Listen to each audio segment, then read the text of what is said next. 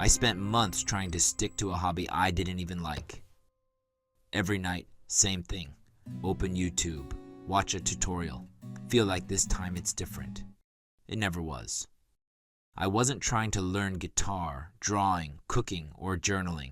I was trying to feel like someone who has their life together. And for a while that feeling is really convincing. Then one day you skip it, then two. And suddenly the hobby is gone, but the same person is still there. That part is where it gets uncomfortable, because now you can't blame the schedule, the time, or the difficulty. You were never that interested to begin with. You just like the idea of being someone who is. And that idea is very efficient. It gives you the reward early. You feel productive just researching it. You watch 3 videos. Suddenly, you have opinions. You look up equipment you don't understand and start comparing models like it matters. You consider buying supplies for a hobby you haven't tried once. That already feels like progress. You buy the thing. You imagine the version of you who uses it. You feel a small shift, like something is already working. That feeling carries you for a bit, then it runs out. And what's left is the actual thing. The quiet part where you repeat the same chord badly. The page where your drawing still looks wrong. Slow down! You're yelling at the knitting tutorial lady. Your bonsai tree didn't make it. No montage, no progress highlight, just you doing it.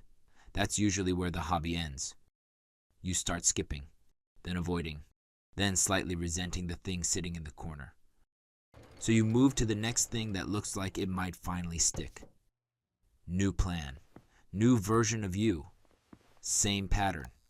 I started thinking about this as becoming who you are, which sounds nice until you realize it has nothing to do with trying on new versions of yourself every week. It's closer to staying with something long enough that it actually shapes you back. Most of what I was doing wasn't that. It was imitation. At some point, I realized I wasn't building habits. I was collecting identities. And I always picked the ones that sounded good when you say them out loud. I'm a runner.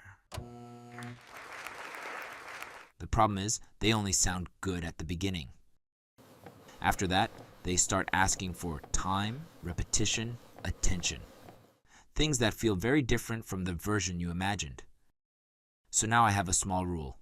Nothing complicated. If I don't like doing the thing when nobody sees it, I stop pretending I like it. That removes most of the noise. What's left is usually slower, less exciting, a bit annoying, but at least it's real. And real things are easier to return to, even when you disappear for a while. If this hit a little too close, you know what to do.